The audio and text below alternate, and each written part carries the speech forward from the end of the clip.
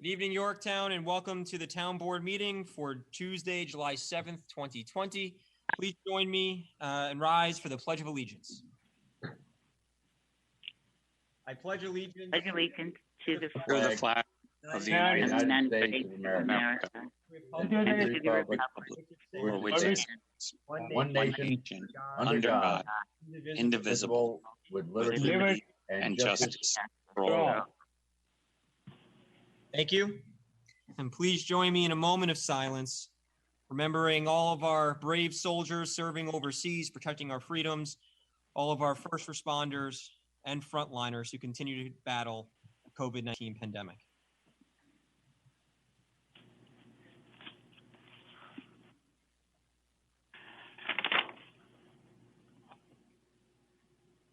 Thank you.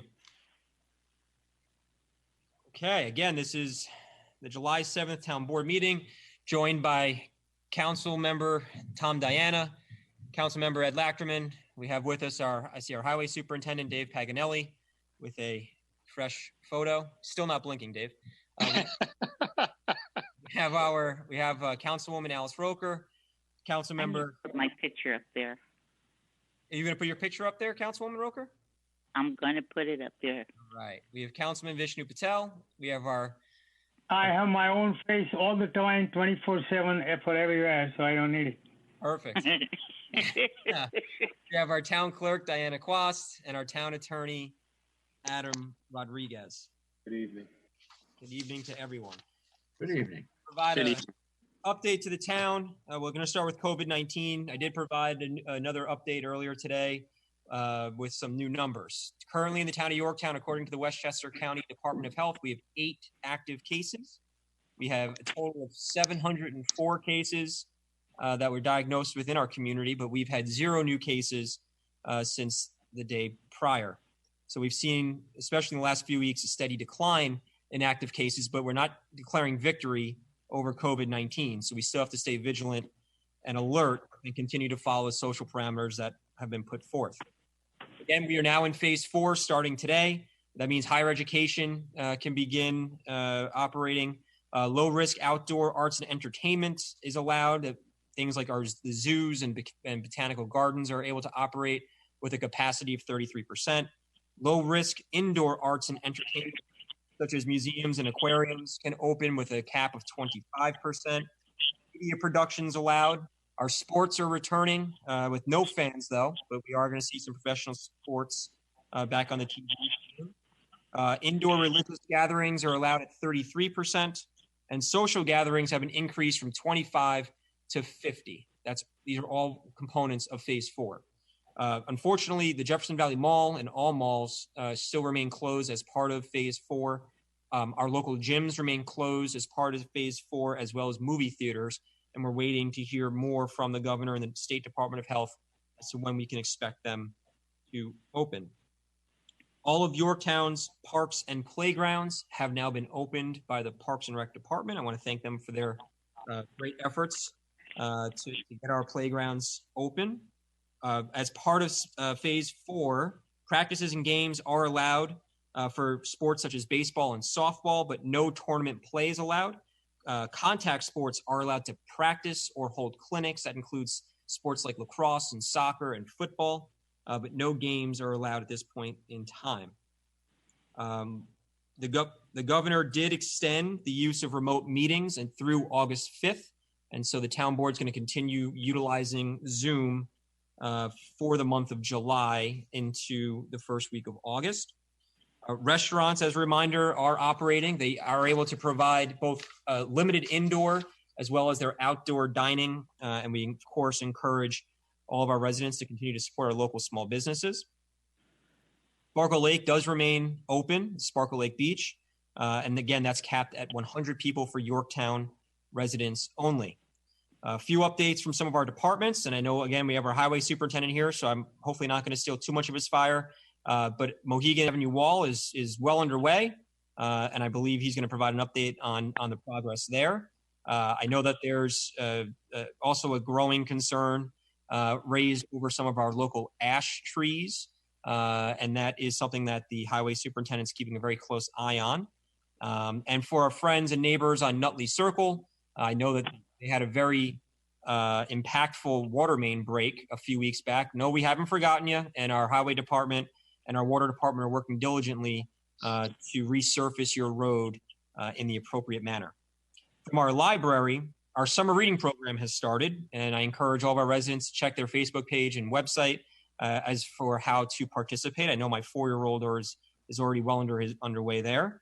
Their porch pickup is continuing every Tuesday, Wednesday, and Thursday from 10 a.m. to 2 p.m. They're actually averaging about 100 people a day for their porch pickup services. So we encourage all of our residents who are library card holders, and as a reminder, you can get your library card online now, to utilize the porch pickup to pick up some of your summer reading material. There are social distancing circles that have been installed in the front of the John C. Hart Memorial Library, and there is children programming that is occurring outdoors. Again, check the John C. Hart Memorial Library Facebook page or their website for more details. And lastly, one of the new pieces of equipment we're hoping to install relatively soon is their self-checkout machine. Once our library is back open to the public, some of our residents will be able to opt into using a self-checkout machine when you're leaving the library. Our tax receiver wanted me to remind everybody again that July 15th is the deadline for your taxes. At that point, the penalties go to remains at 1% for July 15th. Starting July 16th, that increases to 5%. And for August and September payments, that increase will go to 7%. Again, this is part of the forgiveness or reduction that we were able to fight for. The town of Yorktown was one of the leaders in this, working with our partners on the state and county levels to provide tax relief for those most impacted by the COVID-19 pandemic. Yeah. From our planning department, again, for those who didn't see our video, it is John Tegeter Day from our planning department. We did cut the ribbon after 16 years, cut the ribbon at the railroad station located at Railroad Park, refurbishing a train station that was originally built in approximately 1877. And currently we are looking at the next phase in that entire process, which includes an RFP to create a snack bar or concession stand, as well as a welcome center to highlight more of Yorktown's incredible history as a great piece of our community. And the next planning board meeting, as a reminder, is scheduled for Monday, July 13th. From the engineering department, we did receive word from New York State that the grant for more than $900,000 was preserved, which is going to save considerable money for ratepayers and taxpayers. And that's in regards to the fluoridation project. And so construction is expected to begin next month. And that has been a project that's been kicking around for 10 years. And it seems that it's finally going to move to its final stages. And I want to thank, of course, our town engineer for his efforts in making sure that that grant is preserved. Our senior nutrition center will not be open to seniors this summer. We're going to keep that closed through July and August, and look forward to welcoming our seniors hopefully in September. Our senior nutrition staff continues to deliver food to homebound seniors. And again, we encourage anyone who may have needs to call our senior nutrition center and be added to the list to receive your Meals on Wheels that gets delivered to you, to your house. From our finance department, we're looking again at some concerning revenue numbers. Currently, we're short approximately $700,000 in revenue compared to 2019. Again, this is a direct result of the COVID-19 pandemic. Refuse and recycling. We've talked a lot about how much more volume we've seen from bulk trash. And that's one of the reasons, again, we were at 50% of the workforce, but also with the reduced workforce and the high volume, it took so long to get through our sections. How about bulk trash being up 63%? That's the number. 63% more collected since the pandemic started. Wow. Yeah, it's an awful lot, but we're continuing. Section 1 for bulk pickup started yesterday. Section 2 is scheduled to start July 20th. Section 3 scheduled for July 27th. And then thankfully, beginning August 17th, we hope, and our goal is hope, to return to our normal schedule, which would put Section 4 beginning August 17th for bulk pickup. I also want to thank our R&R staff for the e-waste day. They had 229 cars come through with a mix of e-waste as well as our textiles that our staff took care of. And again, thank you to all of our residents for participating. Few last minute items I have here. As a reminder, we still have our Yorktown Strong signs located in front of Town Hall and the John C. Hart Library. We're asking all of our residents to stop by one or both of the signs with a Sharpie. And that's a way of thanking all of our first responders and frontliners, all of our doctors and nurses and grocery store workers, all the people who really were on the front line during the COVID-19 crisis and who remain on the front line of the COVID-19 crisis. This is just one way of us as a community to thank all those special people who've really gone above and beyond. The plan right now is to have one of those signs actually donated to the Hudson Valley Hospital Center. We're going to gift that to the Hudson Valley Hospital Center. And then the other sign is going to start our collection at our museum. We had a great meeting today. I met with our town clerk, Diana Quast, and Councilwoman Alice Roker, and our museum staff. And we're going to begin collecting. Collecting items relating to COVID-19, newspaper articles, pictures, because we really want to make sure that we're preserving this historic pandemic so that in the next 100 years, when there's another pandemic, just as we look back at the Spanish flu, they can look back at how we responded here in the town of Yorktown. And so we are going to begin for residents. We're going to work on providing a portal for you to begin submitting pictures and documentation. And that also goes as well for our Black Lives Matter rallies that took place. We're going to be asking for submissions for that as well. Another rather historic moment here in the town of Yorktown. We had two peaceful rallies that took place, and we believe it's important to also preserve what took place at those rallies as well. So that when people look back at our community historically, they're going to see that as an important piece of our society during this time. And the last item that we are going to begin working on, and forgive me, Town Clerk Quast, if I'm letting the cat out of the bag here, but one of the things that the town clerk and I are going to be working on is for 9/11. We are unsure if we're going to be able to gather for 9/11. And so what we have decided to do is begin the process of recording primary accounts of our first responders who actually responded. And I don't think people recognize how many people in this community did just absolutely incredible things when 9/11 occurred. And so we're going to begin capturing those accounts. Unfortunately, some dear friends of ours, unfortunately, have passed. I think of people like Barry Brown, who is a longtime EMT in this community. Unfortunately, Barry Brown passed away just a few weeks ago, right when COVID was reaching its peak. But people like Barry Brown were down on the pile for 9/11, and it's just critically important for our community's history to make sure we capture those accounts and preserve them as well. And so, partnering with our town clerk and our museum staff, we're going to begin that process in anticipation of this year's 9/11 ceremony as well, which I think is very, very important for our entire community. And with that concludes my report to the town. And I'm going to ask, we'll go like you were sitting here next to me. So Councilman Patel, report to the town. Yes, sir. Good evening to everybody. Let me just repeat it again. I am seeing more face masks in the town streets and shopping centers and like that.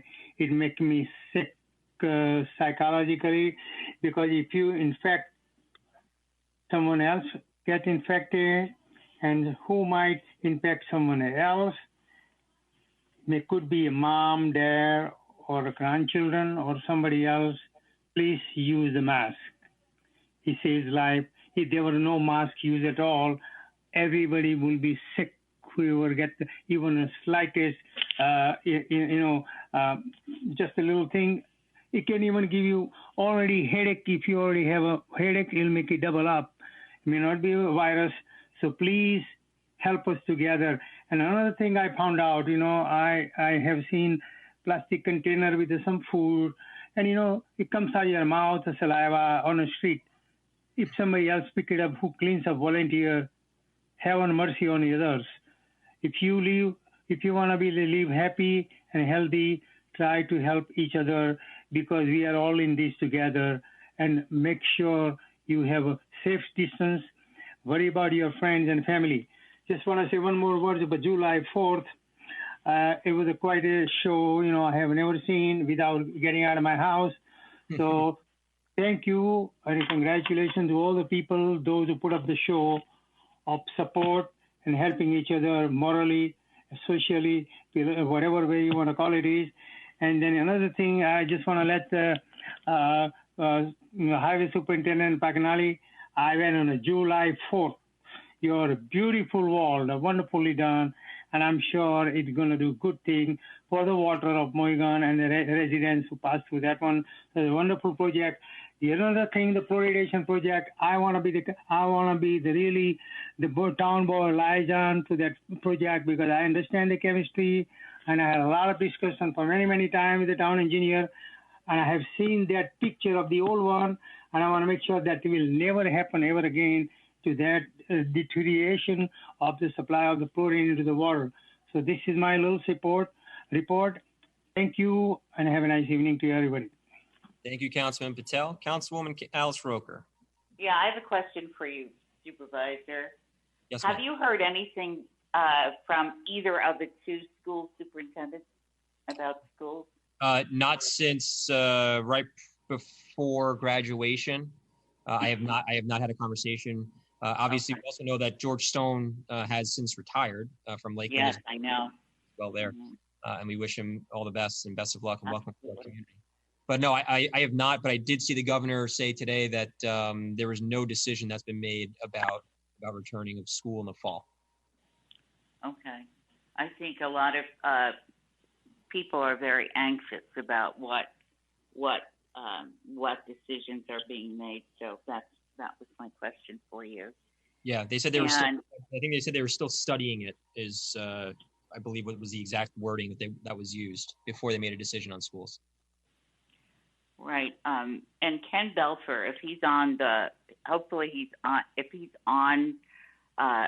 one of the calls, he may want to talk at some point about the affordable house that will be for sale in the future. Okay, great. Anything else, Councilwoman? Nope, that's it. I'm sorry. Okay, fantastic. Councilman Tom Diana, report to the town.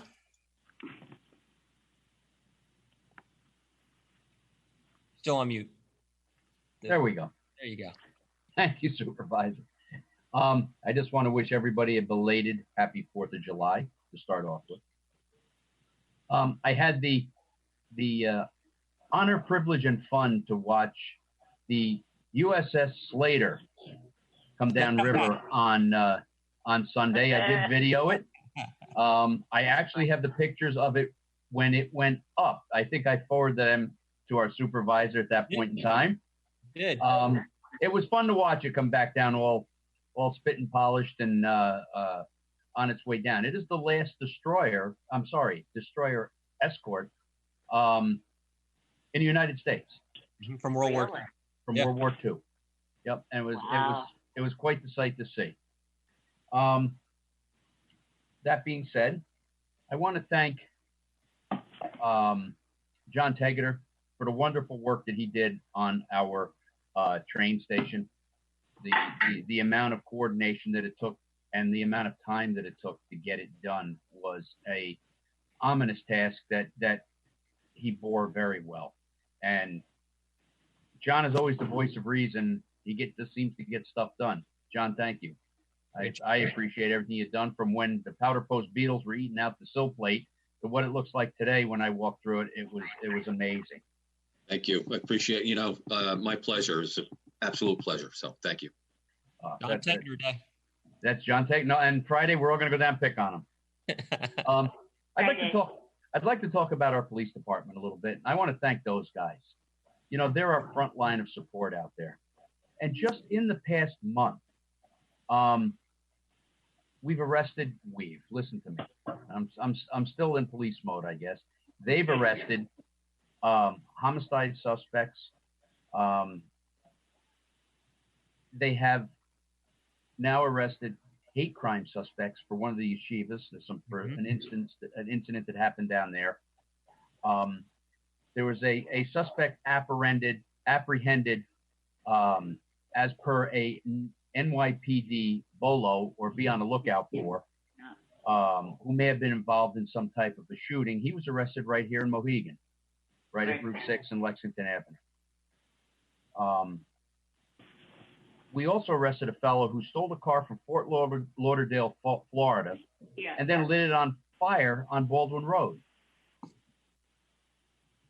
And they located a suicidal subject, I should say, on Granite Springs Road. All of this within the last month. Not to mention that when we had one of our peaceful demonstrations, they were the first on the scene for somebody that went down and helped them. So folks, please support our police department. They're our first line of support out there when it comes to whether you're sick and you need a hand, whether you're in a car accident, whether somebody knocked down your mailbox. They're the first ones out there. So kudos out there to our PD. Thank you for the hard work you do, the hard work all of our first responders do. And let's face it, folks, they were usually the first ones that came during this COVID epidemic, or pandemic, I should say, that were able to probably get there before the ambulance and help the ambulance crew. So they put themselves in danger, as well as the ambulance crews and the rest of the first responders. So I want to put a big shout out to our police department out there. Thank you. Tommy, but the other thing they did in addition was one of the people that, I don't know if you recall arresting him, he was emotional. He had an emotional issue. They got him the help he wanted. And the person who set the car on fire, he had an addiction, and they got him also. Yep. You're right, Alice. And they did. They sent him down and got him the help. I mean, he had to be arrested for what he did, but they got him the proper help. And so they went beyond. Yeah, it's a step beyond. It's not just an arrest, but it's to get these people the help that they need. You know, the heroin epidemic or whatever they were on is still out there, folks. Be wary of it. And probably there's more people out there that are using now than have ever before in a conference that I was involved in. Due to the depression that comes from not being able to do your job or whatever the case may be during this, when you have to stay home and you don't feel as vital as you normally would. So keep track of your neighbors, folks. And Councilman, the hate crime arrests were a direct result of a tour that I was on with the chief himself and some of our. I can't hear anyone. Can you hear me? We can hear you. We can hear you. I just came back.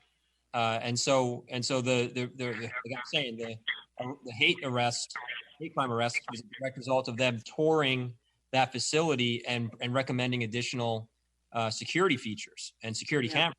And it was thanks to those security cameras that they were able to identify and apprehend, the individuals, who allegedly committed these crimes. So, that's just more community outreach from our police department that they do on a daily basis. And they really do just a tremendous job. And kudos out there to all our working departments. They worked out there through this whole pandemic.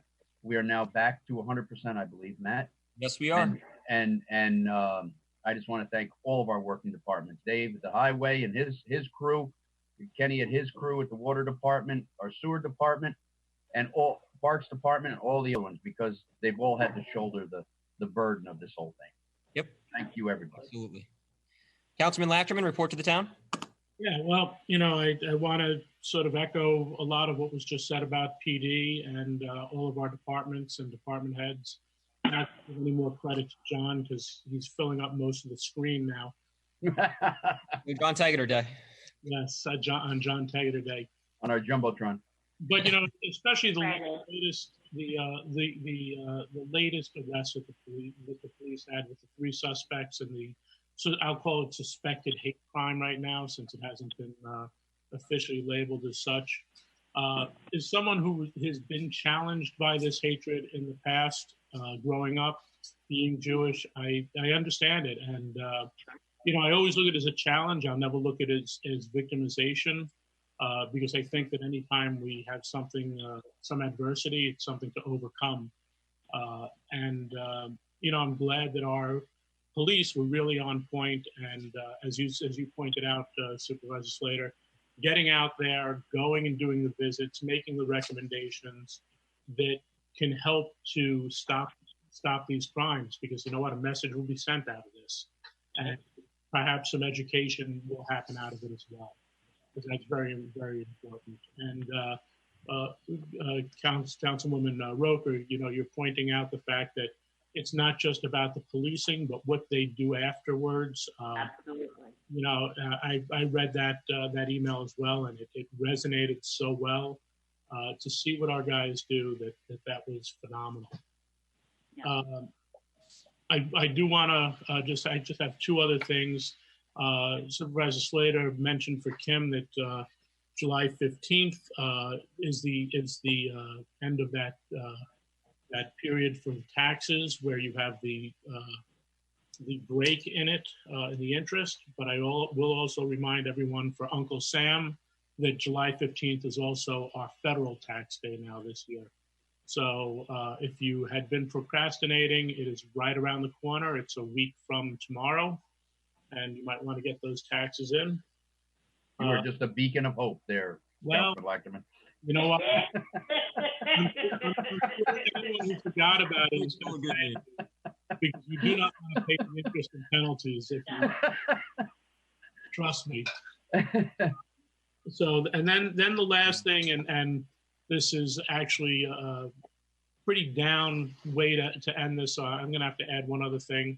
The Lions, Yorktown Lions, have decided that they are going to cancel the concert series this year. Originally, they were going to try to do the 4 in August. There are some concerns about the amount of people that are going to be allowed, and how do the Lions maintain that and monitor that. They don't really think that it's going to be an easy situation, and honestly, some of these sponsors had some concerns as well. So the decision was made earlier this morning to cancel those 4 concerts that were really going to try to go on. So on the bright side, I will add that the Lions have been co-sponsors of the drive-in movies at the Jefferson Valley Mall. And I believe on the 9th, which is Thursday night, Matt? Correct.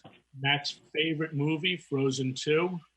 I know all the lines. Used to be Frozen, but now it's Frozen 2 for you, right, Matt? I know all the lines. My son loves that movie. Don't worry, we'll be there. Because we have Maxine here, Carol and I watch Frozen a lot. I must say that we watched Frozen 2 without Maxine because Carol wanted to watch it. Sure. I'm sure it was Carol. I'm sure it was Carol. Blame it on Carol. It was Ed. That was, hey, she's just shaking her head in the background, but I'm going to stick to that unless she opens her mouth. So the Lions are co-sponsors of that. Matt, do you know how many cars that's limited to at this point? So it's 80 cars that they're limited to. Unfortunately, the Thursday's sold out within an hour. So it's a very popular event. We had one a few weeks back with Toy Story 4. That was our first rollout, but we do have 2 more scheduled, which we will announce in the coming weeks. Very good. So that's it. And happy belated birthday, America. Awesome. Thank you, Councilman. I forgot to... I just said something, I had gotten the 2 video from my son and my son-in-law. When they were both pilots, and it was an incredible show of the airplane and a helicopter flying over there, and they knew that they were in their cockpit. So it was really wonderful to see those July 4th celebrations. Absolutely. And again, to all of our men and women in the armed forces, thank you so much for protecting our freedoms. I did forget to mention that there were new states added to the restricted states list that was released by Governor Cuomo as part of his Executive Order 205. As a reminder, if you do visit the states, you are required to quarantine for 2 weeks upon your return. I'm going to just read them quickly. It's Alabama, Arkansas, Arizona, California, Delaware, Florida, Georgia, Iowa, Idaho, Kansas, Louisiana, Mississippi, North Carolina, Nevada, Oklahoma, South Carolina, Tennessee, Texas, and Utah. So as a reminder, per the executive order issued by Governor Cuomo, if you do visit any of those states, upon your return, you will have to quarantine for 2 weeks. Sounds like we should just stay in New York. I have a question. These pilots and stewardesses, they go halfway around and then they come back. Do they have to go through this quarantine? And how about the other people, those while in a flight? There are because they're going, There are specific parameters for essential workers that need to be followed. Coming from countries.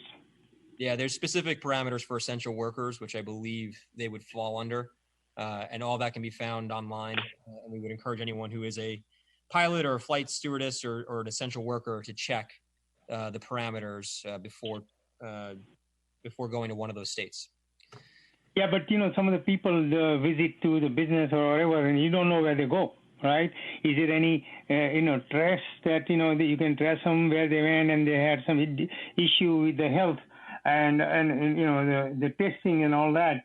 So it is very difficult to monitor all these things. Really, it's not as simple, Absolutely, it is. The governor is asking us to do it an honor system, which I know some people will laugh at, but I think it's done to protect the progress we've made in New York. Absolutely, yes. Agreed. That's why I think we should follow the health service provider, the scientist and engineer. They know what you cannot see, what you cannot hear it, what you cannot smell it, what you cannot taste it, and they know what's going on inside the body and the outside. So I think leave the politicians, just spread the words, what they are recommending, and we should follow the same rules for all. Otherwise, we're not going to be in the right side of the road, and maybe all will be sick, So let's help each other to stay healthy, and then later on we'll be all wealthy. Thank you, Councilman Patel. Highway Superintendent Paganelli. Okay, good evening, everyone. Quick update. You stole all my thunder, but Sorry. Quick update on Mohegan Avenue. Within a month, we should be done there.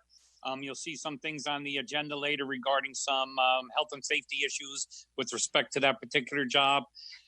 Yes, the emerald ash borer weevil is tearing up the ash trees, and within 5 years, there won't be one left in Yorktown. So we're doing our best to continually remove dead trees that are in danger of endangering the public. That's about that. I would like to take this opportunity, though, to not talk about myself, but talk about the hardworking men and women of Highway. From the beginning of this pandemic, we have never had a scenario in the 5 days from 7 to 3 that we are there that the phone has not been answered. And we've received 4 times the call volume because we know a lot of the office staff wasn't around in various departments. So I would love to give a shout out to Ann Anderson and Angela Cavallo for scheduling their time such that we would never be without a representative. That being said, I'd like to read something from a resident regarding one of our fellow employees. Hi, Dave. I was totally shocked when my wife got a call from Ann on Tuesday telling her that my iPad had been found by Joey D on Croton Heights Road. Last week, I had a medical appointment in the city and inadvertently left the iPad on the roof of my car and drove off. Joey's honesty and integrity is to be commended, and I can't thank him enough for turning the iPad in. Is it okay if I send him a gift card, or is there another way I can thank him? Ann was also lovely to deal with, and we are so grateful. Joe DeLilio, and Joey, we're very grateful. Ann, Angela, all our people. We realize we serve the public, and the integrity and honesty that my department shows. I'm profoundly proud of them. So that's it for me. Thank you. Awesome.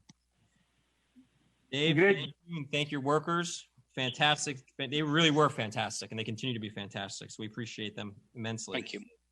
Do we have our poet laureate, John McMullen?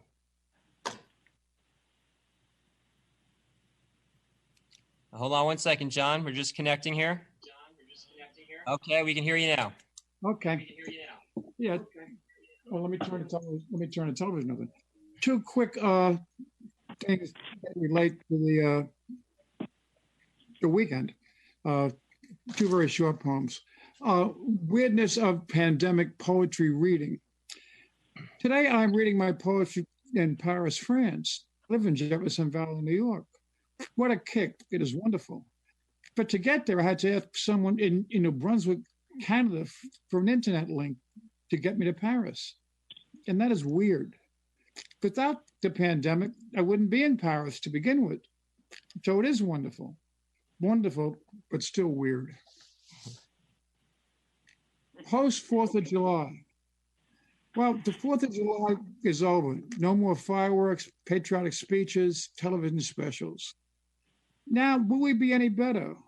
Will Democrats and Republicans work together? Can Trump lovers and never Trumpers possibly come together? Can whites ever understand how racism has permeated all levels of our society? Can blacks have any more patience with white non-understanding? It is too soon to know, but if we can't, we may be doomed. Thank you. Thank you, John. Always great to hear from you. We're going to go to courtesy of the floor. So our town clerk will be letting individuals who have signed up and registered onto courtesy of the floor. As a reminder for courtesy of the floor, there's 3 minutes that the town clerk will enforce, and we will begin. Who do you have? I'm going to begin with Mr. I'm sorry. Who? There's an echo. I couldn't hear you. Hold on. How about now? Oh, perfect. I had the cell phone and the internet on at the same time. Hello. Hey, Paul. John Scavata here. Can you hear me? Yes, we can hear you. We can. Okay, great. Loxley Road. And I'm calling in reference to article recently read in the Yorktown News titled Chief Reacts to Calls on Defund the Police Department. With that being said, I feel that the calls for defunding the police department is not the direction that the town of Yorktown should go. As a resident of the town for 30 plus years, I believe that the Yorktown Police Department is a vital part of our community and needs to be fully funded at the level it is now. I would like to thank the Yorktown Police Department and all of you for your time and commitment to our town. And that's what I have to say. Thank you. Thank you very much. Appreciate your time. Okay, thank you for your time again. Thank you. Diana, next. Next is Fatima. 30 plus years, I believe that the Yorktown Police. We have Fatima. Hi, can you guys hear me? Yes, we can hear you. How are you? Good. How is everybody doing? Thank you for the time. I'm Fatima, a class of 2015 YHS alum, later graduated from NYU, working in advertising now. I, along with people you'll hear later, Maya and Sarah, are representatives of the Yorktown for Racial Justice Alumni and Students Coalition. We're composed of a group of alumni and current students who came together after the murder of George Floyd to discuss how we want to spread awareness of racial injustice and bring change to Yorktown. So after much discussion, research, and collaboration, our coalition wrote an open letter to the YCSD administration in the form of a petition, which over the past couple of weeks has gathered the support of over 4,000 community members. So today we're speaking on behalf of those community members. We do applaud the strides that the YCSD has taken in recent years, like the creation of the Husker Discovery Program and the increased emphasis on teaching empathy and kindness to students through the eSTEAM curriculum. We do still believe, though, that the district has to devote more time and resources to specifically and directly address more contemporary racial justice issues. So within our petition, we've included some key goals that we can help start this dialogue with.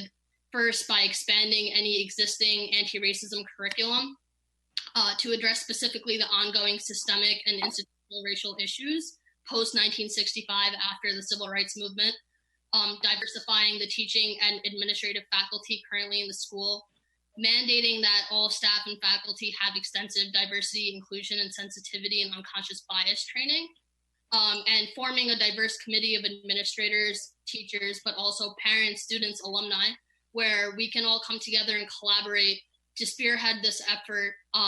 The community will act as a liaison, sort of, in the spirit of transparency and accountability.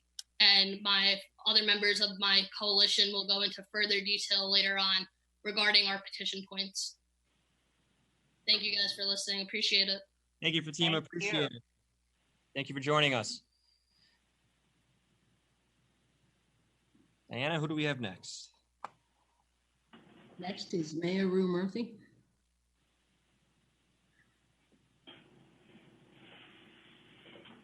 Okay.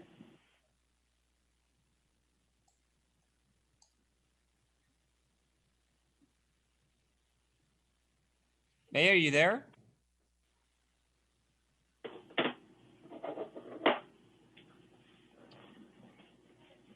Are we having Maya, can you hear us? Thanks for listening. Appreciate it. Thank you, Fatima. Appreciate it. Thank you for joining us. Great. Okay, we can see you now. Maya? I think we have you on mute, actually. Can you just unmute yourself?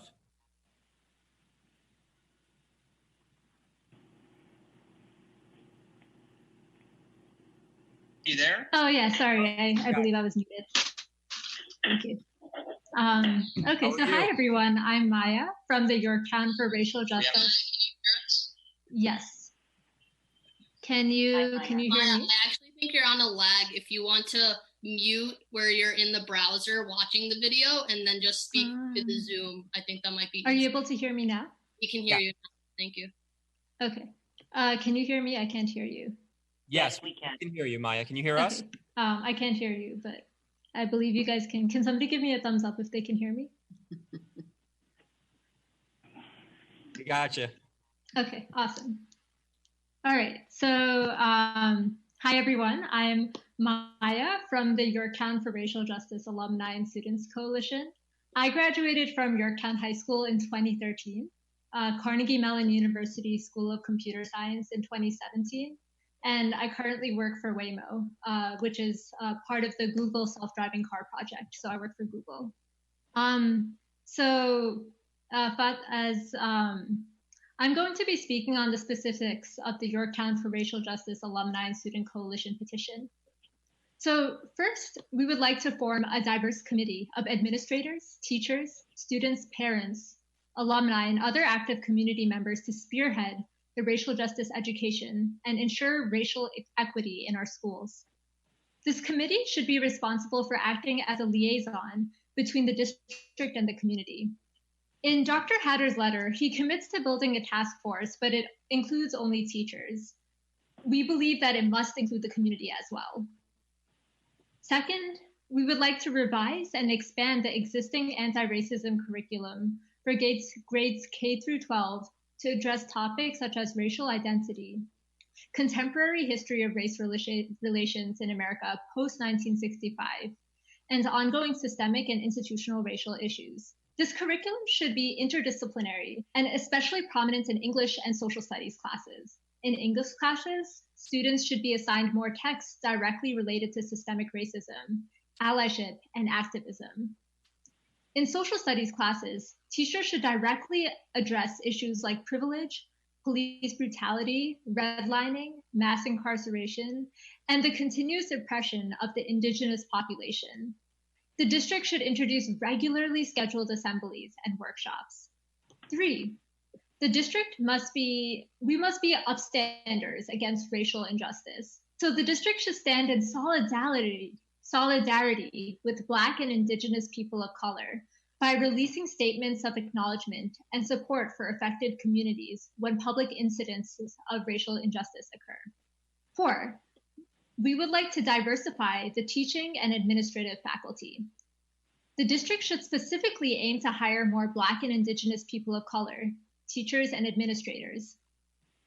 The district must make a public commitment to improve minority representation and demographic data of faculty composition, and this should be made available to the Yorktown community on an annual basis. Lastly, we must mandate extensive diversity, inclusion, sensitivity, and unconscious bias training for faculty and staff. Training should include topics on race and minority empowerment and should be administered by reputable vetted organizations. I would like to stress that this training should be mandatory, another thing that we believe was missing from the letter. We believe this process begins by first listening to community members, where we can have an open, meaningful, and collaborative dialogue with the Yorktown administration. Sarah is going to talk next about our dialogue with the administration, what steps have been taken, and what we can do next to make Yorktown a leader in the racial justice initiative. Thank you. Thank you so much, Maya. Appreciate it. Thank you for joining us. Next is Sarah Shapiro.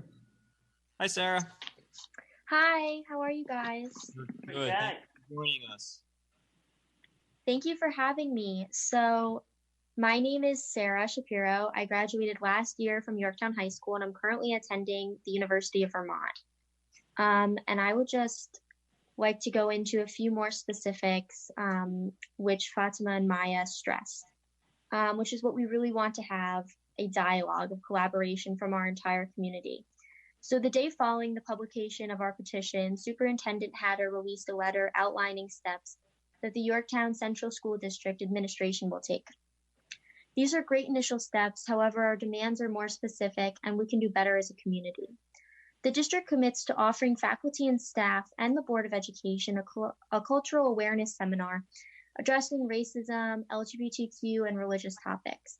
This is great, however, we ask that these seminars are mandatory and conducted by reputable and vetted organizations. In addition, they formed an equity and cultural awareness task force composed of faculty and staff, but we believe this task force must include the wider community, including parents, students, alumni, and active community members like yourselves. Plans, timelines, and programs should be shared with the greater community in the spirit of transparency and accountability. We're looking forward to the upcoming board meeting where we'll be able to share community stories we've collected through surveys. We will also be presenting the goals we shared with them in this letter and how we envision Yorktown being a leader in racial justice education initiative. We all deeply care about our town, which is why we have been working consistently for the past month, every day through weekends, collaborating with current students and our accomplished alumni nationally and internationally. We've been speaking widely with community members, parents, teachers, and even our council members to understand how best to bring racial justice to Yorktown and have these important conversations. Parents, you are important, and we would love to get more of you involved in bringing racial justice education to Yorktown community. To build empathetic members of our society and community leaders, we must equip our students with the resources to critically engage in difficult discussions and teach them what is truly going on in the world. These conversations must have a start at young age, and education is a key part of this movement. So if you'd like to reach out to us, our email is racialjustice.ycsd@gmail.com. Please email us if you're interested in joining, or we can share the petition with you. There's a link to the survey. We'd love to make a change together. Thank you so much for listening and giving us the time. Thank you. Thank you. I really appreciate it on behalf of us, the three of us, and the wider network of people that we're working with. There's a lot of people behind this. We do appreciate your support. Could we have that email one more time? Yeah, it's racial justice, YCSD. Y is in Yorktown, C like Charlie, S like Stephanie, D like district, @gmail.com. Thank you. Thank you guys all so much. Matthew, I know we don't comment after everyone speaks, until everyone speaks, but I'd like to comment now with regard to what we just heard. Sure. I went to both of those marches, and I was so proud to see how strong these young people were. I would obviously love to sign the petition. I would love to be a part of what you're doing because I believe you're doing the right thing. I love the fact that you waited, you got a response, but now you're saying this is what we want. And I think that that's what you have to do. When you've got specifics, you've got to make it known. I am so proud to live in this community with young people like you. I want to be in your world when you begin to be the one to run it. Can I make a comment after you, Alice? I'm finished.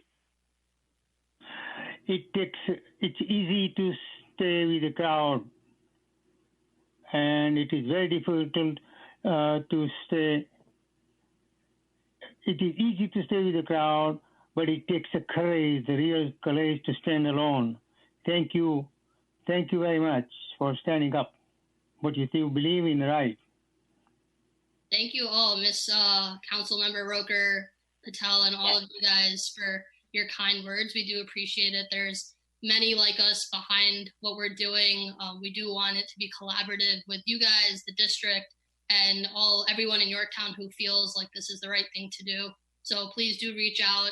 We can share the email and the petition, everything, and hope to get you guys all involved as well. I'll reach out to you tomorrow. For sure. Thanks so much, you guys. Thank you so much. Have a good night. You know, actually, before you go, as a fellow Yorktown grad, I think you hit on some good points, without a doubt. I said it before when we recognized Juneteenth for the first time as a municipality. Yeah. I didn't learn about Juneteenth when I was attending Yorktown's schools, and I checked with some of my fellow classmates who I still talk to every once in a while, and they agreed they didn't hear about it either until well after high school and middle school and elementary school. So there's definitely room for improvement, without a doubt. And so bringing these things to the forefront and being part of the conversation is critical. So I applaud all of you for bringing this to us and for your leadership. It's great to see. It really is.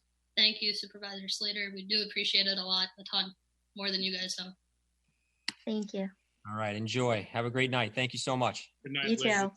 Thank you. Okay. All right. Town Clerk Quast, who do we have next? Rachel Frederick. Hi, Rachel. How are you? Hi, everybody. Hi, Rachel. Hi. So I am a resident, a mother, a parent, a teacher, and I helped organize the March for Civil Justice in Yorktown with the local youth, who were totally amazing. So echoing everybody's sentiments, really, really proud of the youth that the town is putting forth. We have started a petition. I know the word petition seems adversarial. It is not. We are here in collaboration. We are here in support. And I'm just going to read that petition because I'm sure you've heard of it. I don't know if you've seen it, but I will send it to you. So, reading from the petition. We formed a group called Yorktown for Justice, and I'm speaking on behalf of the signees of this petition, which at this point is about 375, I think. Yorktown for Justice calls for immediate and direct action from local town and school leaders to initiate bold statements and initiatives in alignment with issued statements of intended reform. Racism is a pervasive problem in our country. Across the United States, members of the Black community are routinely subjected to excessive policing, mass incarceration, inadequate access to healthcare, education, jobs, housing, and voting, resulting in a systemically oppressed population, relegated to subpar livelihoods, and routinely subjected to grave injustice.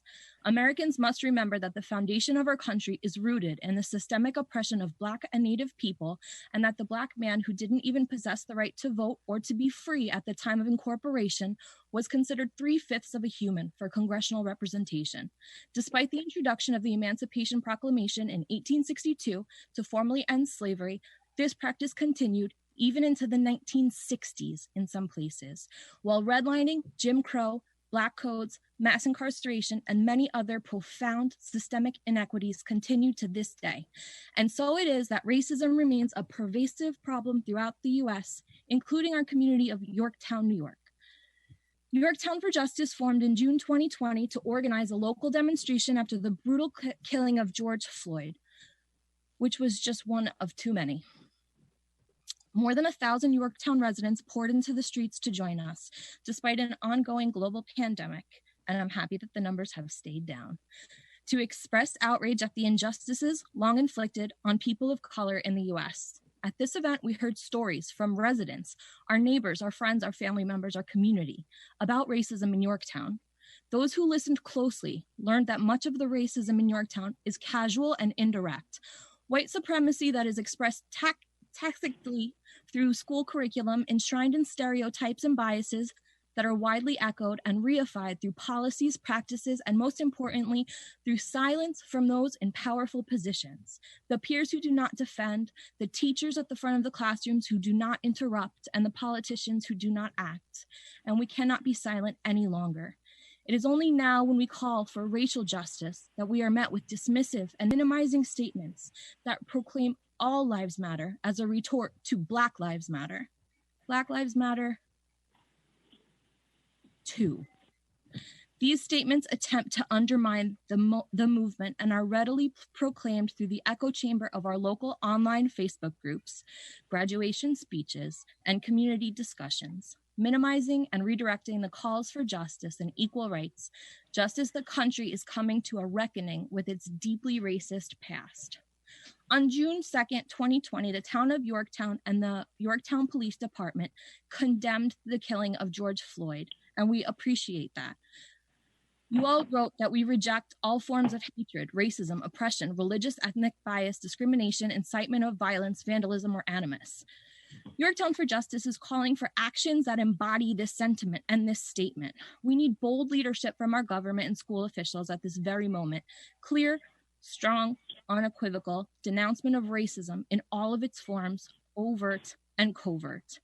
We are calling on our leadership to tell the community in no unclear terms that Black lives really do matter in Yorktown, and that town and government officials hereby pledge to establish a diversity and inclusion oversight committee to review town and police practices and policies, to establish immediately a diversity and inclusion oversight committee composed of professionals in the field, both in Yorktown and Lakeland School District, that assesses K-12 school curriculum, school hiring practices, and implicit curriculum, to mobilize the district's promise of empathy through explicit social emotional curriculum, and to utilize and expand the Yorktown Heritage Commission as a partnership between town government and the local school districts to oversee and redress local history, to rectify miseducation from narrow perspectives. The end. And I appreciate all that you guys have done so far. Again, this is in support, this is in collaboration. We also support the YPD. Racial justice has nothing to do with hating cops. So we are here to support the town be its best town. Excellent. Excellent. Rachel, thank you very much. We appreciate your time. Thank you guys for letting me speak. Have a great night. Thanks. Town Clerk Quas, next. Patricia Sullivan Rothberg. Perspectives. The end. And I appreciate all that you guys have done so far. Again, this is in support, this is in collaboration. We also support the YPD. Justice has nothing to do with hating cops. So we are here to support the town be its best town. Excellent. Excellent. Rothberg, are you there? Appreciate your time. All right, thank you guys for letting me speak. Have a great night. Thank you. Councilor Quas, next. Reagan. Well, why don't we see if Hey, I'm here. Can you hear me? Yes, we can hear you. Yeah. Hey, thanks so much. If you could just turn off the TV if you're watching, because I think we're getting some back noise. I'm not watching TV. I don't know what that either sounded. Back noise someplace else. I apologize. Okay, sorry. Hi, good evening. Thank you for, oh wait, are we good? If you're listening on the TV, on the computer, that might be the problem. Okay, hold on. I was listening. Okay, so can you hear me now? Yes. Great. So before I wanted to make 2 points. One is, it is certainly John Tegeter Day. I was able to watch it on Facebook. It was so beautiful to see the railroad station open. What a gorgeous effort with so many people. So I was delighted to see that. The only thing I would love to add is if the library might be able to partner with the school, and if we could do a reading series down there with one of the books that is written about that train station, it would be great. And also the wonderful statue that's down there that could almost be a field trip for K through 5. That was one thing I wanted to say that is just delightful. The second thing I wanted to add on to what Rachel was talking about in terms of the petition, and Fatima and Maya and Sarah. The protest was a real watershed moment for Yorktown. It was a wonderful effort with the younger generation really telling us that there is a new priority for them in town. And I was listening to the county task force. The county executive was talking about how a lot of the towns are going to have to reform. I hate to use the word reform because everything the police is doing is already amazing and they do a great job, but how we can make a 21st century police department better. And I know that he's charged every town to come up with how they want to reform it. I think by April, there's some due date on it. I might have that date wrong.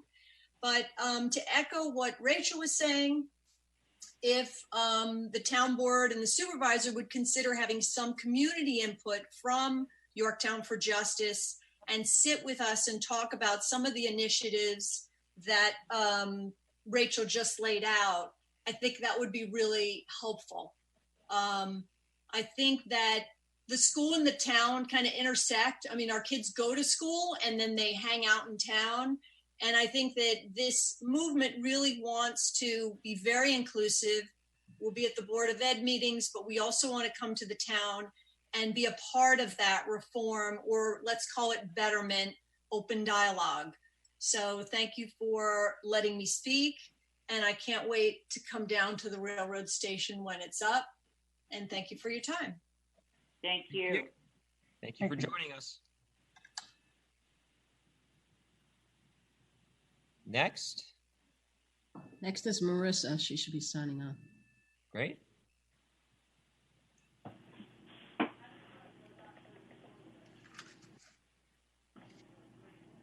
Marissa, are you there?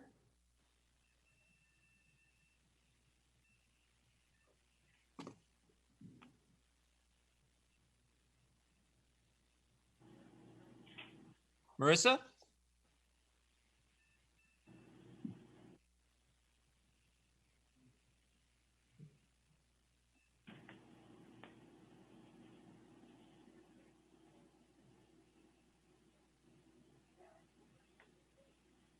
Marissa, are you there? Can you hear us?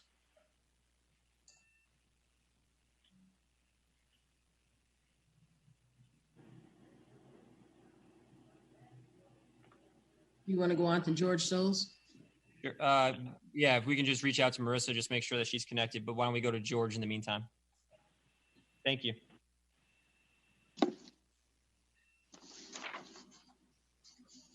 Mr. Souls, good seeing you. Yes, how are you? We're good. How are you?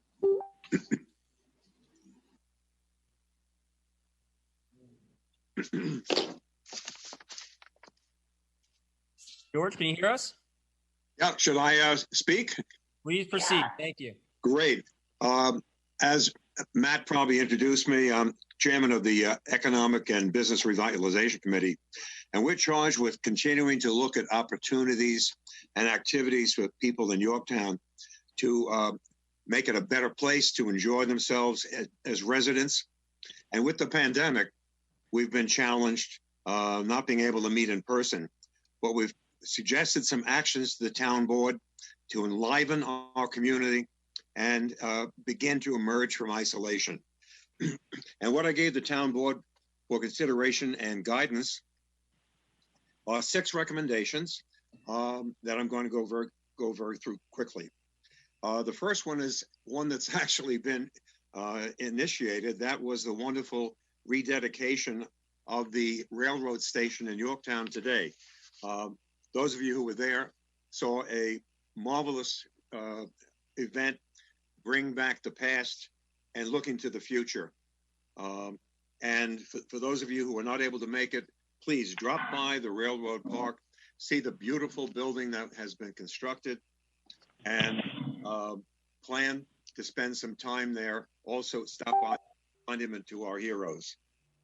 It's become the core of our community, and the work they did was absolutely fantastic. The second item that I presented to the board was called Food Fair 2020. We all love food, and we love to get recipes sometimes of what the wonderful foods are we enjoy. So we're suggesting that maybe we get in touch with local chefs to put together some demos. Hopefully, we might be able to get some of them in person at Granite Knolls Park, where there's an open gazebo, a shed. But if we couldn't, we could videotape it, the recipe and the preparation, almost like Top Chef on TV, and make it available to the residents so that they would not only continue to love our great restaurants, but also when it's all over, go and have a meal there and say, I made your recipe. The third area we're suggesting is what I call Health Aganza, sessions running July into August, where we would get in touch with the instructors and management of our local spas and health clubs that have been closed. These are very talented and knowledgeable people that could put together a session of 15 minutes, half an hour, again, possibly film it and replay it on the town website so that residents would be stimulated to sign on to TV and have a 15-minute segment on yoga or some other fitness exercise. The fourth idea we put forth, we all have visited Hilltop Hanover Farm. It's a marvelous place. Many of you read in the paper and maybe have stopped by Willow Park. Our committee member, Doug Brown, was there with the members of the board and dedicated the butterfly garden. Doug is very knowledgeable, and as well as the staff at Hilltop Hanover. And we're suggesting that we put together, again, some instructions, hopefully in person for small groups with separation. But if we couldn't, film it and put it on the website for residents anytime to learn about how you plant vegetables, how you harvest them, and such. And the kids would enjoy it. And possibly if we did have something at the farm, we could arrange a hayride and free popcorn for the kids. The fifth item, what I call Kids March for Food Pantries. The wonderful people of Yorktown continue to drop off food at our pantries in town. But I'm trying to suggest something where we blend two good things. We have some wonderful trails. We could put together suggested trails where the food drop-offs could take place. Families could come with their children, and maybe even scout groups or sport groups could come, drop off food, and we would thank them with cookies and cold beverage at the end of their particular walk. Food pantries would be happy, and our people would enjoy more and more of our trails. And the sixth item, we all love music. And one of the things I'm suggesting is that we contact our school administrations, Lakeland and Yorktown, middle and high school music staff. As they get ready to start the fall term, they'll be putting together the bands and choral groups to sing and to perform. Again, we could arrange for that to be done in a safe environment, film it, and like we have on our website, Christmas concerts and things, something to warm the heart as we go into the fall. And the kids would enjoy it because they get a jump in August in getting used to their instrument or using their vocal cords again. So these are all suggestions that I'm putting forward that I think will give the residents a little chance to have different things at their fingertips, and going onto our website and being able to pull down something at their wish. And I would love to see the food developed that might have local names. We might develop crampon cookies. Another one might be Hunterbrook trout, and my favorite, Mohansic meatloaf. There you go. So I like that. That's my suggestions, and I hope that it is of interest in the people that were listening at home. We care about you. We want to reach out to all the various organizations, and especially people who have suffered, and give them some options. Absolutely. George, thank you. You're most welcome. And if anyone has any questions, please direct them to Supervisor Slater, or you can send it to me. My email is on the site. Thank you very much for the time. And I'm gonna hang on and listen to the rest of the meeting. All right. Thank you. Thank you. I see we have Marissa back, right, Town Clerk Quast? Yes. All right. Hey, Marissa, how are you? Good. How are you guys doing? We're good. We're good. Thanks for joining us. Sorry, I'm late. Okay. You want to begin? I'm just here to watch tonight. I just wanted to hear what other people had to say. I've been having all kinds of technical difficulties. I wanted to watch, and some of our students were speaking. I know Rachel was speaking, Trish was speaking about, different ideas that Yorktown for Justice has and talking about working together. So I just wanted to show my face more, be civically engaged. Perfect. Love it. That's wonderful. Love it. Thank you. All right. Do we have anyone else for courtesy of the floor? I have no one else for courtesy of the floor, just for public hearing. Okay. Motion to close courtesy of the floor. Second. First, second, all in favor? Aye. Aye. Any opposed? Any abstained? Courtesy of the floor is closed. Any comments from the board? I just have one, and I think it's great. I heard a lot of positive talk about our police department.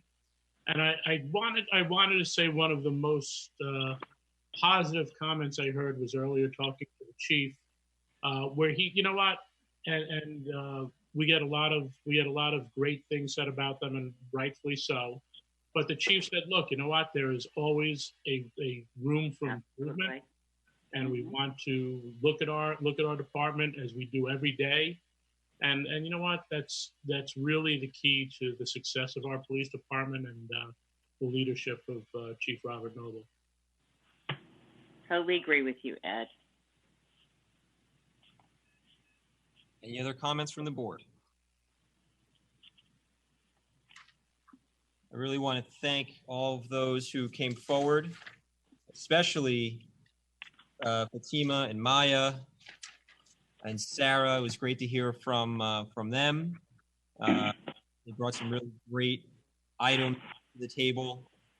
I can tell you that from the town's perspective, we are working diligently to bring diversity training and require diversity training moving forward. That was something that when everything started, we realized it was not actually implemented here. And so with our board and our town attorney and our HR director, that type of training is going to be provided for all of our staff. And we're working through that as we speak.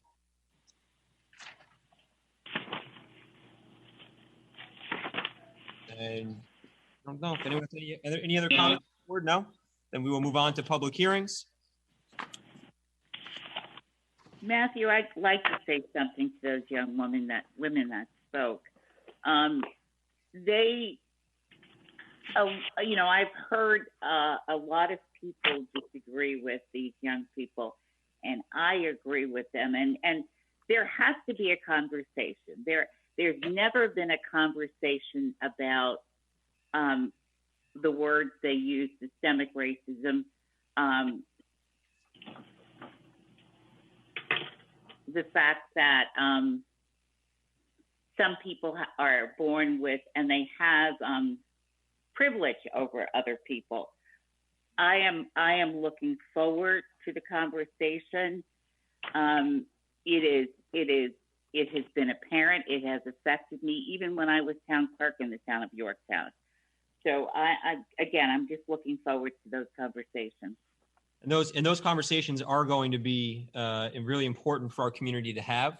Right now we are, I think some of the things that were referenced, I think it was Trish Sullivan Rothberg had referenced an April deadline. That's for the mandate from the governor. And that is a April 1st, 2021 deadline. We're still waiting for some clarity and direction. The DOB hasn't released the additional parameters of what that process is going to look like.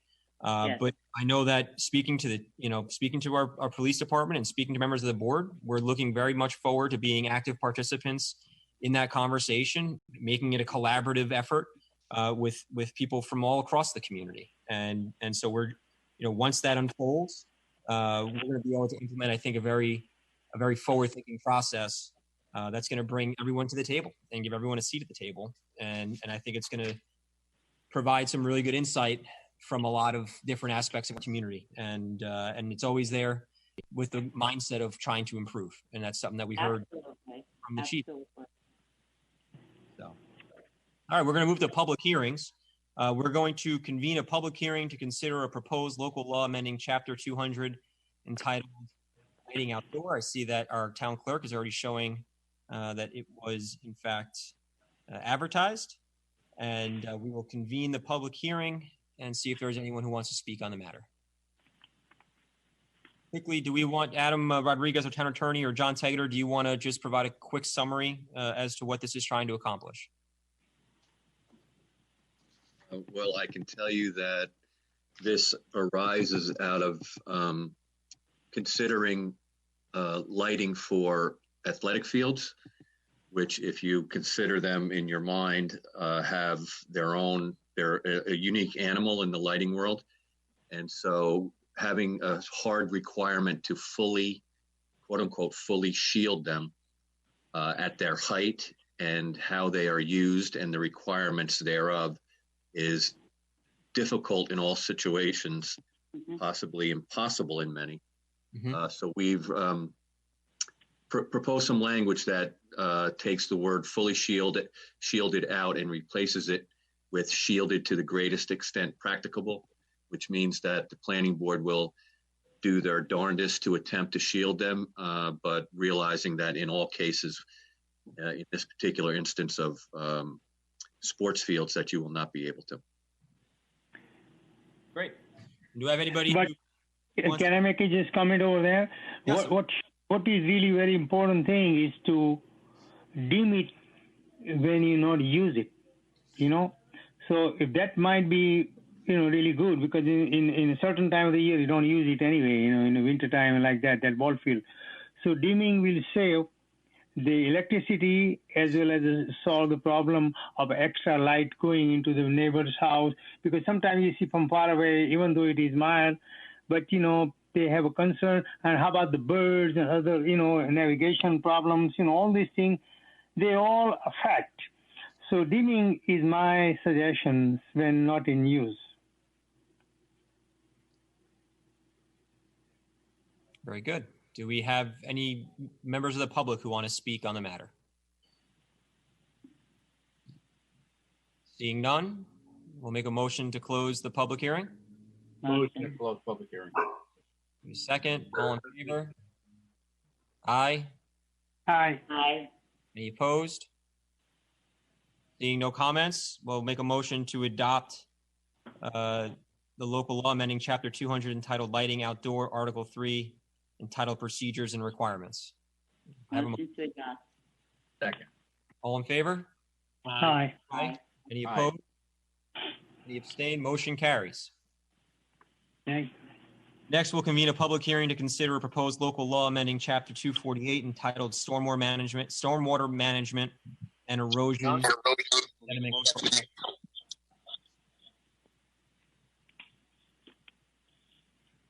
And Mr. Tegeter, do you want to provide just a quick briefing on this, a quick summary? Sure. This goes along with the tree law that we did last December when the tree law was first rolled out, this law was also discussed, and the reason being is that there's a section in the tree law that exempts a permit from being needed for under the tree law if you are getting a stormwater permit under certain parameters between 5,000 and 10,000 square feet. What it says is that even though you don't need to get an actual tree permit, you still have to pay attention to the mitigation practices, mitigate it, and you utilize some of the mitigation measures that are found in the tree law. So rather than have double layers of permits, it just points you on an administrative permit to do mitigation according to what the tree law suggests as mitigation. So this amendment to this section of law, Chapter 248, which is Stormwater Management and Erosion Sediment Control Law, actually is constructed in a way to be consistent with the tree law, so that it is captured appropriately, and that there is actually some reminders really in this law that you need to point back to and pay some attention to the tree law. It's essentially what its function is. So, John, 248 and 178, maybe you should combine together to make a comment, your comment.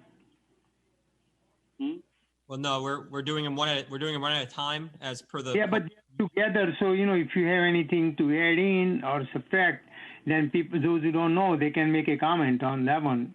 Yeah, Vishnu, I can tell you that my description of 248 and its purpose is the same for the wetland law. So I can re-explaining. Yep. Okay, thank you. Thank you.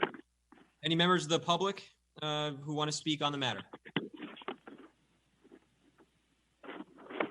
Dr. Linda Miller.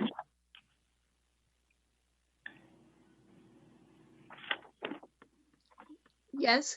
Can you hear me? Yes, we can hear you. Okay, good. Yes, thank you. Yes, I would like to just make a few comments, basically in agreement with what John said. And these comments do apply to both 248 and 178. So if possible, if they could be just duplicated for the other public hearing to be on the record for both of them, that I think would probably save time. As John said, the tree and woodland law has been given some responsibility to protect the woodlands.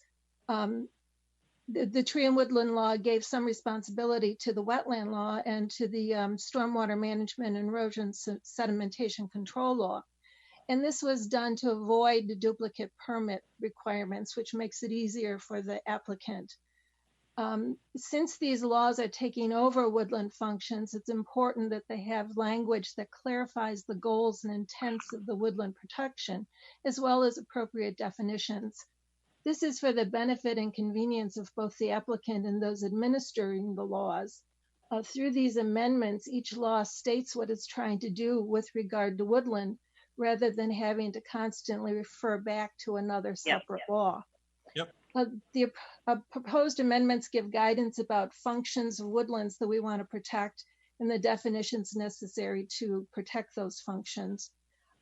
There's a requirement, as John said, for woodland mitigation as a permit condition, as well as the requirement for referrals to the Conservation Board and the Tree Committee.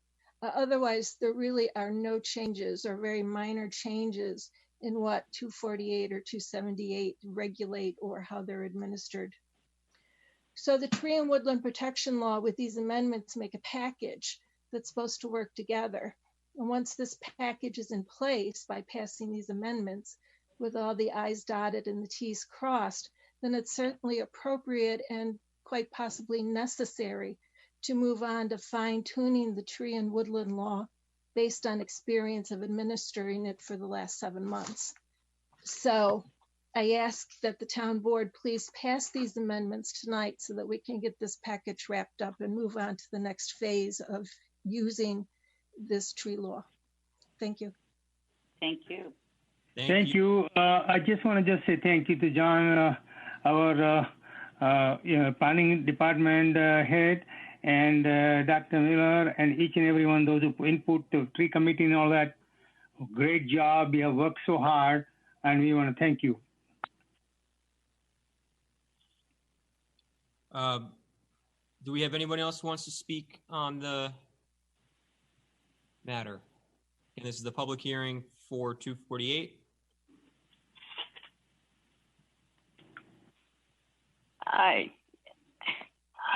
Am I unmuted? Am I unmuted?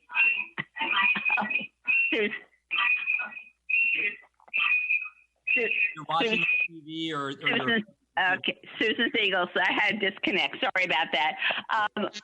Just to save time, I want to go on the record as saying I fully support this law.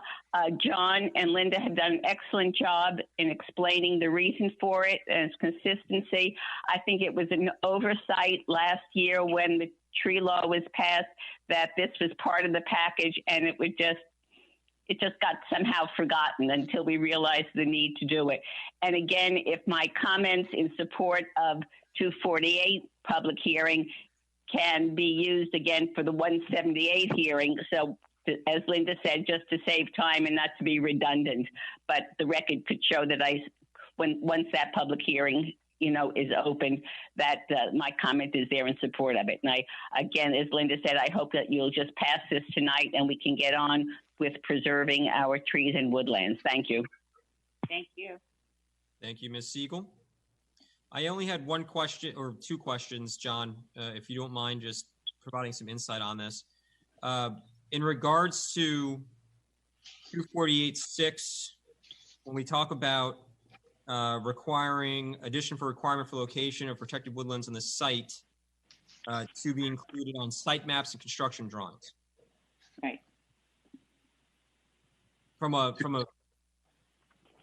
use standpoint, and again, this isn't my forte. I don't site maps, and construction drawings. I don't create. So my question though is it should it, because on the other on 178 it says that only those that will be disturbed be included, and we're not saying that in 248 here. So I'm just wondering if it should say that the addition of requirement for location of protected woodlands on the site to be disturbed be included on the site map and construction drawing, just to be consistent. And I'm just curious, John, if that makes sense from your standpoint.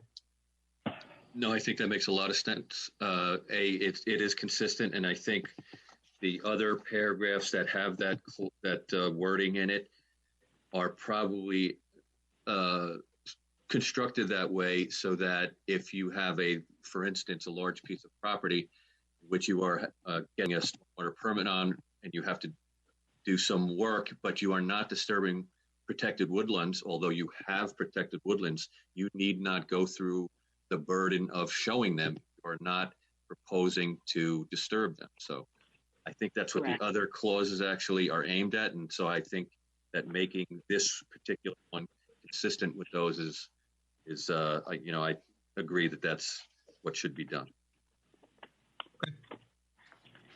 And there are not too many big lots to begin with left in the town. No, but you can certainly have a 5-acre piece that has a house on it that has half of it still in woodland. There's plenty of them. And if you're doing something out in your yard, you need not go through and show that on your map necessarily. Thank you. So what do you want us to include on 248? So for 248.6, okay, only if the woodlands to be disturbed would it be included on the site map and construction drawing to make it consistent with 178. Okay. Which it states again that size and boundaries of protected woodlands on the site that will be disturbed be included. So I just want to make sure we're consistent in that. Can I make a statement about that? Sure, by all means. Yeah. I think that you need to show all the woodlands that are on the site, because then you need to know what portion of them are going to be disturbed. So what we're saying, percentage of the whole. No, I understand, but we're saying if the woodlands are disturbed, then they have to be on the map. They have to be on the site plan. Oh, if they're disturbed at all. If they're disturbed at all, they have to be included on the site map. I see. Okay. Then they wouldn't all right. be included. I thought you were saying you only needed to show the ones that were going to be disturbed. Gotcha. Okay, I understand. What we're saying is if it's to be disturbed, then it would be included on the site map and construction drawing. I see. Right. Thank you. Okay. And then the only other question I had was in regards to, and again, it's on both, and I don't mean to blur the lines here, but it seems like we're doing it anyway, for both 248 and 178 in regards to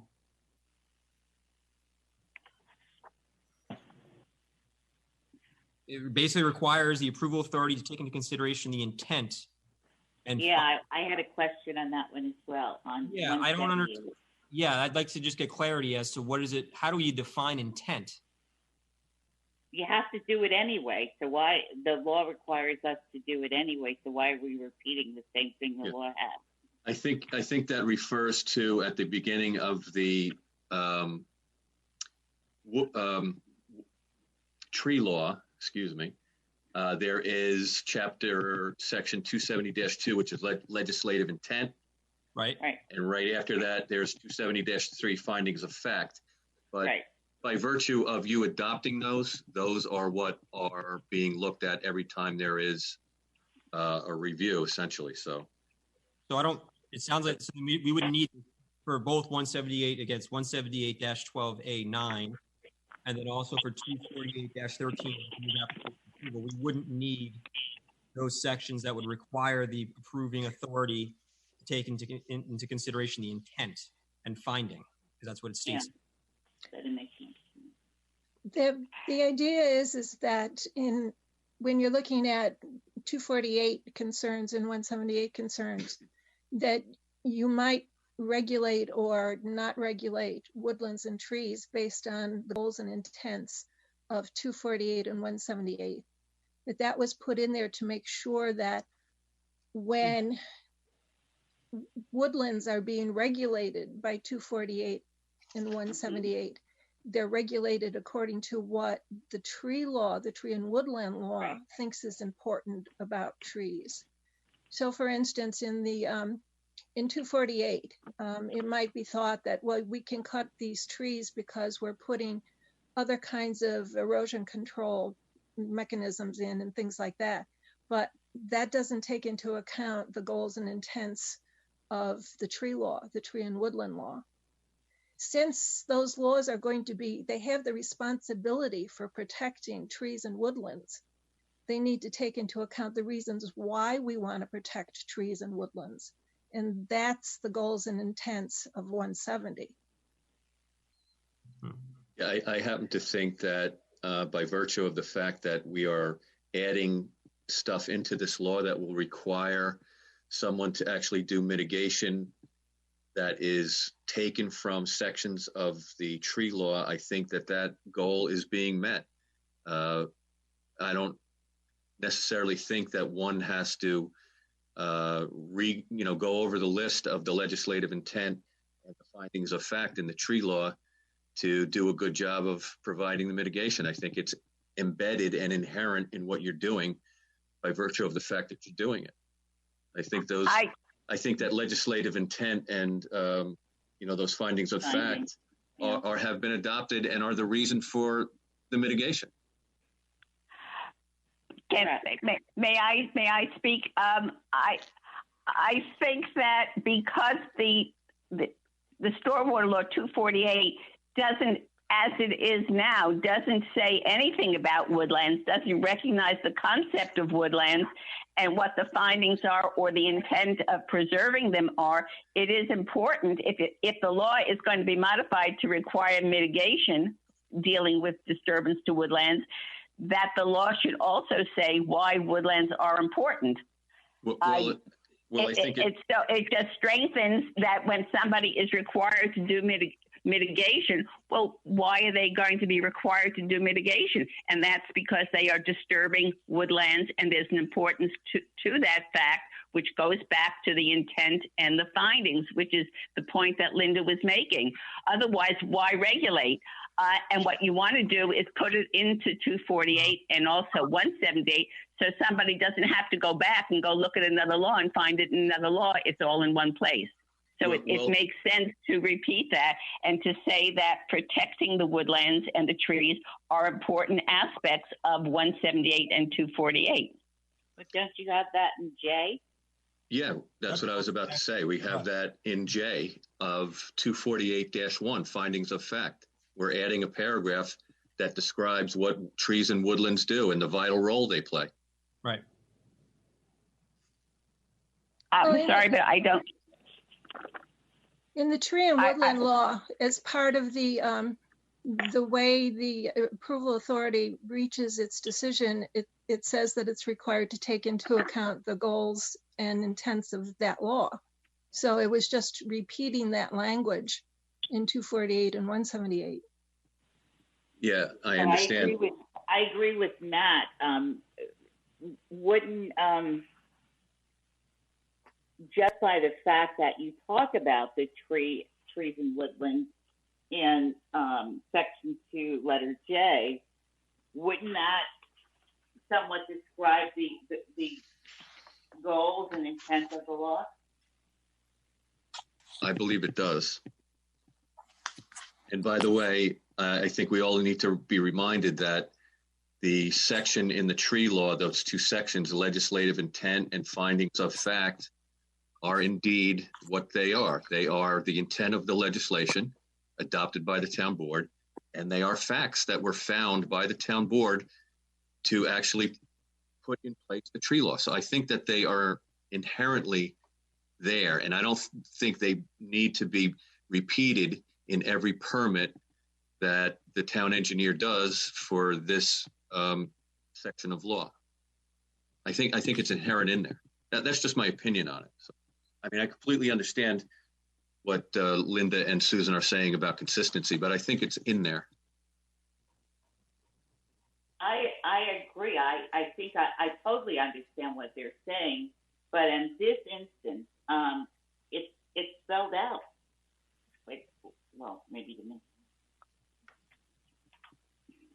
What harm does it do to include it? What harm does it do? It's a few more words. Well, I would say, Susan, again, coming at it from an administrator, is that it has the word shall, which means that you have to roll out every time you do a permit and roll out the list of the legislative intent and the findings of fact and do kind of a checklist for every permit. And I don't think that is required. And I don't think that the town engineer should be taken to task every time he does a permit in those regards. It's a permit that will be put in place for disturbances between 5,000 and 10,000 square feet to a protected woodland, nothing more, nothing less. And I think that the fact that for such a scope of disturbance that the applicant will be providing mitigation that comes from the tree law, I think it's well covered. Going back to what you said, you're implying that this is an extra burden for the engineer to think about what the intent is and to make sure that before a permit is issued, that the intent of the law is being addressed, which is the word shall, which is one of the most important words because we want to make sure that the intent is taken into consideration when issuing a permit. That was one of the major changes in both the tree law that was passed last year, is that there was changing may to shall in many cases because the may was not being observed by the permitting authorities. And so the town board agreed at the time that the law had to be strengthened, which everybody agreed should be strengthened, substituted the mays for the shalls. All right. Yes. And here all we're asking, and I don't see where it would be a burden for the engineer's office, which is going to be reviewing this.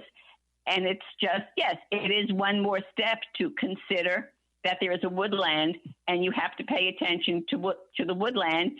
And it's no burden to look at the intent and say, yeah, I issue a permit and I issue a neg deck or whatever is required.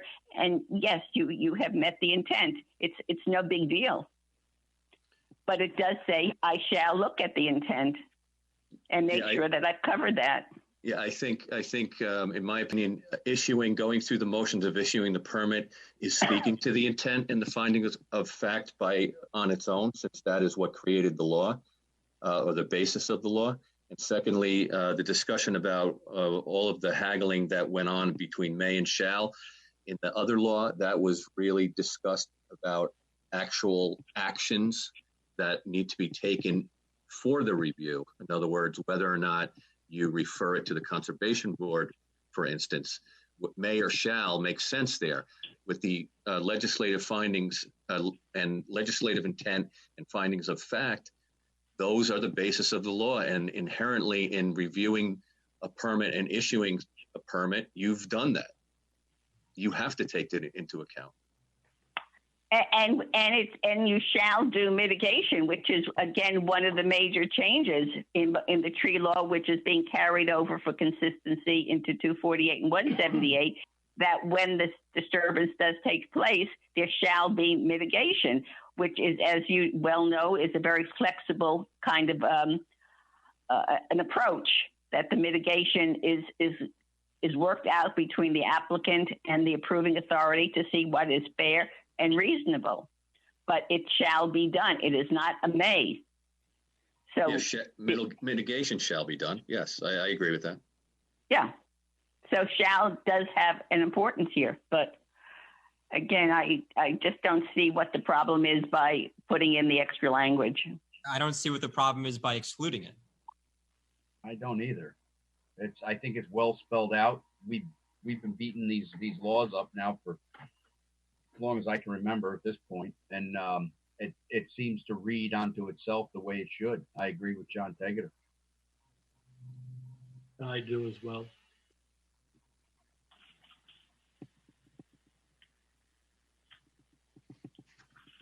I think this is one of the better amendments to the law because it forces you. It puts it right in your face by spelling out what the law and the intent and the findings were. Again, I sometimes I just don't understand why it's necessary to do it 2 times. I just don't see how including it depreciates the value of the law or these amendments. I agree. Whatever. I just think it strengthens it, but I've made the point, so I just hope that you get this passed so it's there and the protection for the woodlands and for the trees is there in both laws. And again, all of the comments would apply to 248 and the 178 hearing. Because I don't know if you plan to bring up the same issues in the 178 hearing. I'm sorry, but I wasn't prepared. It would be the same issue for 178-12A9, which is, again, it says additional requirement, approval authority take into consideration the intent and finding. It's the same. So I mean, it sounds like we have two amendments to 248, which is the addition of to be disturbed for including woodlands on a site map and construction drawing, and also and the removal of this addition, which was. Are you just taking out the word intent and leaving in the findings? Oh. I'm sorry. I apologize. I did not bring the. I don't have the legislation in front of me. Hello. I didn't realize that this was going to be an issue, so I didn't print out the copy. But what you read, Supervisor, the section that you want to take out, where you mentioned the word intent and then you said findings, is that in the same sentence? Intent and finding, and the finding of fact is detailed above. That, so I don't think that we need to repeat ourselves. Okay, but are the findings staying in the law? Well, yeah, no, 248.1, finding of fact would stay in, and we're just okay. All right, then all right. And since what we're talking about here is 248.13, and it's C. It's this requirement that approval authority take into consideration the intent and finding of tree and woodland law 270-2 and 3 and review stormwater management erosion sediment control permit, which we believe is already spelled out in the legislation. All right. Do you consider these changes minor and still pass the laws tonight? They are very minor. I agree. I think they're minor. I think they're minor. Yeah, they don't. It's not. They don't take away anything from the law. Not at all. Well, We're not taking anything. I hope you're right, and everything is in the enforcement. Everything is in the enforcement, and we look forward to working with the engineering department to see that they pay attention to these, because there's really no oversight on these administrative permits because they never come to a public hearing. So we just have to rely on the engineering department as they review these applications, which I don't think are that many, frankly. I don't think this is, much of it going to be much of an issue. But when it happens, it should be dealt with.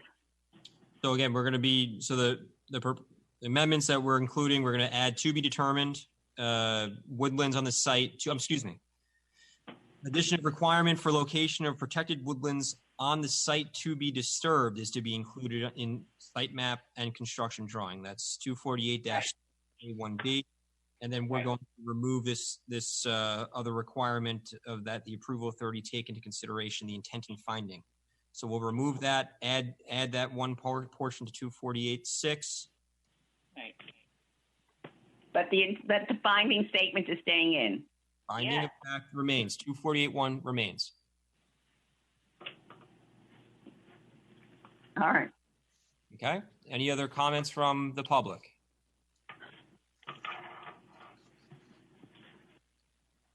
Being none, we'll move to close hearing. Second. All in favor? Aye. Any opposed? Thank you very much.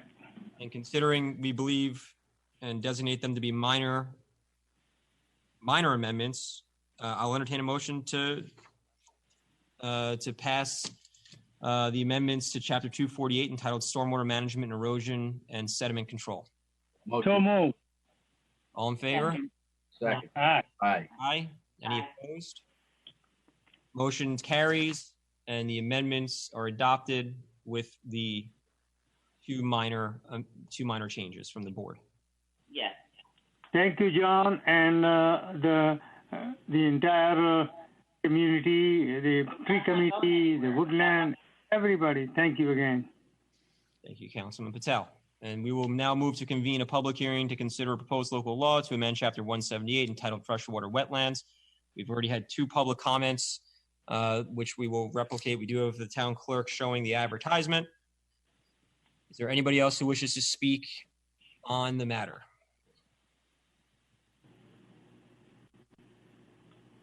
Anyone? No? That being said, we'll make a motion to close the public hearing. Moved. Second. All in favor? Aye. Any opposed? And again, I'll make a motion with the removal of the one same amendment, 178-12A9, standards of permit decisions, Yes. including that, So move. that we make a motion to adopt the amendments to local law, Chapter 178, entitled Freshwater Wetlands. So moved. Motion. Second. All in favor? Aye. Aye. Aye. Any opposed? Motion carries. Thank you.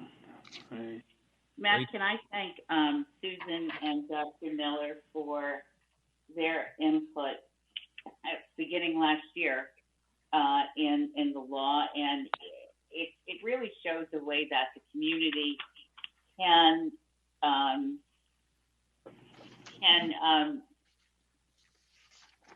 help us to make changes when necessary in the code. Absolutely. Their advocacy on this issue I know has been incredible, and I do also appreciate their leadership on it. And I also want to thank our planning director, John Tegeter, for his help and assistance as well, crafting the legislation, and then of course helping us with these amendments.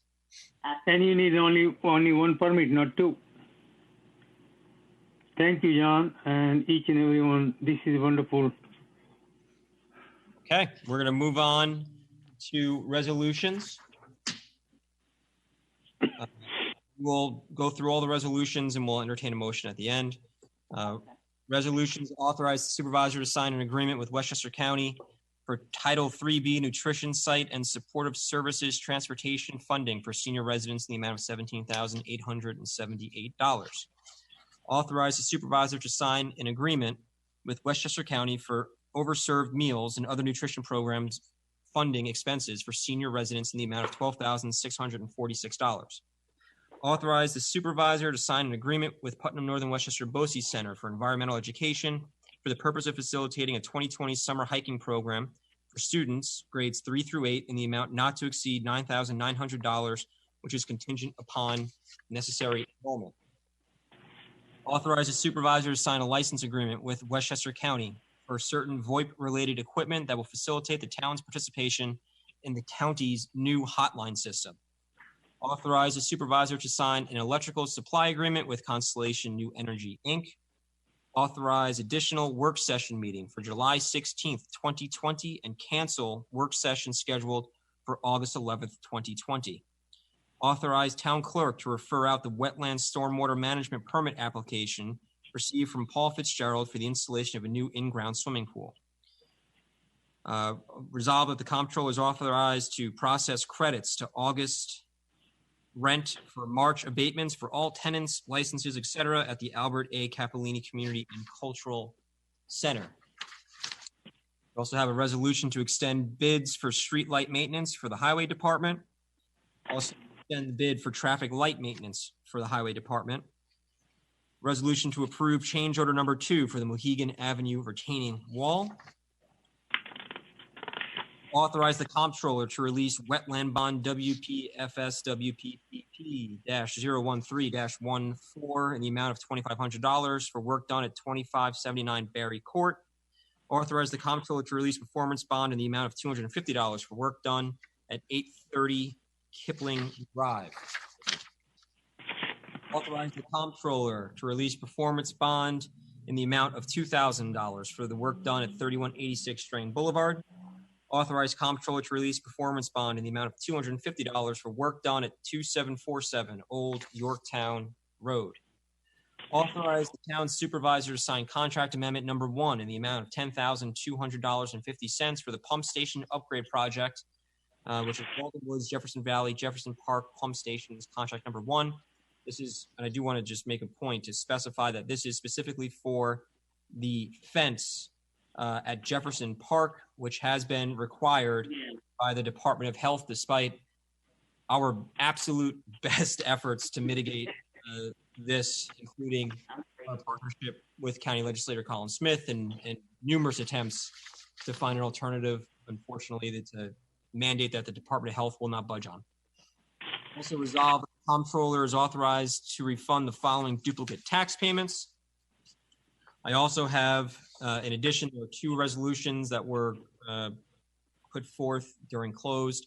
One, resolve of the tax certiorari proceedings affecting tax parcels section 48.10, block 1, lot 25, section 48.11, block 1, lots 1 and 4, section 48.14, blocks 1, lots 35, 37, 51, 61, and 65, as well as section 48.14, block 2, lots 9 and 21, section 48.15, blocks 1, lots 8 and 25, owned by Park Neighborhood Association, Inc. for assessment roll year 2019, is settled as set forth in the proposed stipulation. And be it resolved that Kira E. Bruner of Yorktown Heights, New York, is hereby appointed as a temporary office assistant, Auto Systems, job class code 0750-01, effective July 8th, 2020, to be paid from Yorktown CSCA salary schedule A-1, group 8, step 1, which is $52,080 annually. Entertain a motion. So moved. I have a question. May I interrupt you, sir? Authorize the supervisor to sign the electrical supply agreement with the Constellation New Energy. The rate they have quoted is 0.0675 kilowatt. How about the other fees? You know, the other fees are remain because electricity rate is lower, and then they have added so many carrying charge and discharge charge. So the total charge is the same or the less. Because you know when you get the bill, the kilowatt. Very good question, Councilman Tell. Mr. Rodriguez, thoughts on this? I believe the total cost is actually going down. Say that again, I'm sorry? I believe the total cost is actually going down, but it's certainly not increasing. Okay. Thank you. Because, you know, when you get the bill, Same thing with the internet and all that. They'll show you, but then there are a la carte menu. Man, they make me sick when I read that bill, and everybody else complains to me that the rate show less and other things are really all extra. It's really same thing with when you see the bill, the optimum bill, and then they'll tell you, whether you watch the TV or all these things together, whether you watch sports, and they're charging you $10 extra, they're $5 this. So I just want to know whether it's reducing the rate. That's wonderful. Thank you. So I'm ready to vote for the resolutions now for all of that. We do have a motion and a second to accept the resolutions. Second. All in favor? Aye. Aye. Any opposed? None. And the last item that I forgot to mention, we did have a discussion in closed session regarding the town pool. That's right. Okay. We have a motion, we did have a discussion about the town pool, which we've received quite a few inquiries on. The town has tried its best to facilitate as many options as we can. At this point, the town board feels that the best move forward is to open our Shrub Oak Pool on July 20th. Right. It was a very difficult decision, quite frankly, for quite a few reasons. But ultimately, what made the decision, I think, attainable was the fact that the state has opened FDR's pool in the state park right here in the town of Yorktown. And so we've continued to work diligently with the state, very methodically.